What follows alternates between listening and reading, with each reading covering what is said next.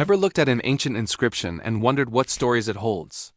Throughout history, countless languages have risen, flourished, and then vanished, taking with them the secrets of entire civilizations.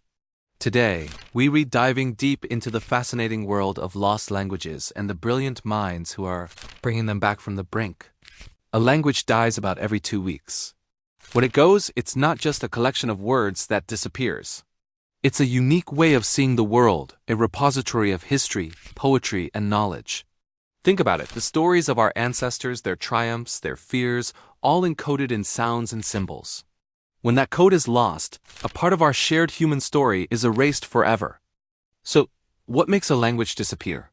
It can be a gradual process, as speakers of a minority language adopt a more dominant one for economic or social reasons. It can also be sudden and tragic, caused by wars, disasters, or forced assimilation that wipe out a community of speakers.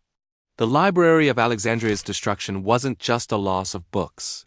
It was a catastrophic loss of the languages and knowledge they contained. But here's where the story gets exciting. The field of historical linguistics is like a detective agency for the past. Linguists, archaeologists, and cryptographers team up to solve these ancient puzzles. Their primary tool? The comparative method.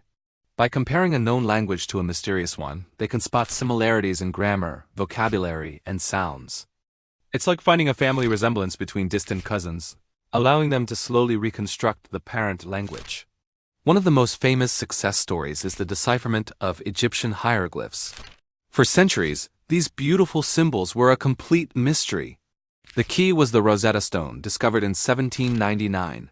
This incredible artifact had the same text inscribed in 3 scripts, hieroglyphs, a simpler Egyptian script called Demotic and ancient Greek. Because scholars could read Greek, they had a direct translation. It was a brilliant young Frenchman named Jean-François Champollion who finally cracked the code in 1822. He realized that hieroglyphs weren't just simple pictures representing words. They were a complex mix of phonetic signs representing sounds and ideograms representing ideas. Suddenly, thousands of years of Egyptian history, from the lives of pharaohs to the grocery lists of common people, could be read and understood. The voices of ancient Egypt were no longer silent. Another amazing case is Linear B, discovered in Crete and mainland Greece. These clay tablets were covered in a strange, elegant script. For a long time, no one knew what language it represented. The breakthrough came from an unlikely source, an architect and amateur linguist named Michael Ventris. He was fascinated by the script since he was a boy. He meticulously created grids, tracking how often symbols appeared and in what combinations. His working hypothesis, which he initially doubted himself, was that the language might be a very early form of Greek. In 1952, working with linguist John Chadwick, he tested this theory. The patterns clicked. The symbols resolved into syllables that formed archaic Greek words. The tablets turned out to be administrative records from the Mycenaean palaces, detailing things like wool distribution, chariot inventories, and offerings to the gods. It pushed the history of the Greek language back by centuries and opened a new window into the Bronze Age. But not all mysteries have been solved. Take the Indus Valley script, for example. The Indus Valley civilization was one of the world's first great urban cultures, flourishing around the same time as ancient Egypt and Mesopotamia. Archaeologists have found thousands of short inscriptions on seals and pottery, but no one can read them. There's no Rosetta Stone for the Indus script. The texts are too short, which makes it hard to find patterns. And we don't even know for sure what language family it belongs to. Is it related to the Dravidian languages of southern India?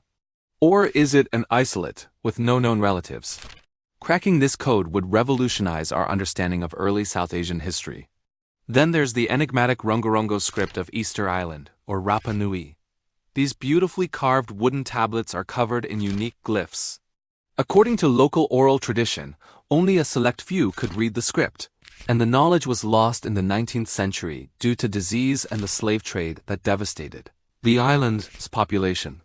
Researchers have tried to connect it to various languages, but no attempt has been successful. Are the glyphs a true writing system, or are they a memory aid for chanting oral histories? The secrets of the Rongorongo tablets remain locked away, a poignant reminder of the cultural knowledge that has been lost. So why does this matter? Why pour so much effort into deciphering languages no one speaks anymore? Because every language is a unique framework for thought. The way a language structures a sentence or the words it has for different colors or emotions can tell us about how a culture perceived the world. Deciphering these languages is about more than just translation. It's about reconnecting with the intellectual diversity of our species. It helps us understand how different societies solved problems, how they organized themselves, and what they valued. Furthermore, the techniques used to decipher ancient scripts are now being used to help preserve endangered languages spoken today. Linguists work with the last remaining speakers of a language to document its grammar, vocabulary, and oral literature. By creating writing systems and teaching materials, they can help communities revitalize their ancestral tongue. This work is incredibly urgent. It is a race against time to save a treasure trove of human heritage before it disappears forever. The quest to understand lost languages is a testament to human curiosity and our deep-seated need to connect with our past. It's a collaborative effort that spans generations and disciplines. Each symbol deciphered, each word reconstructed, adds another piece to the grand puzzle of human history. These ancient voices, silent for so long, have so much to teach us, not just about their world, but about our own. Thank you so much for joining me on this journey through time and language.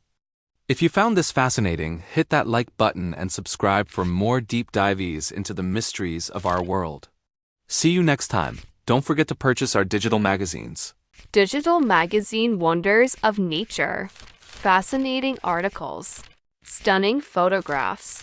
Delivered in PDF format. Get them in the links of our channels. Purchasing digital magazines is a good way to stay informed.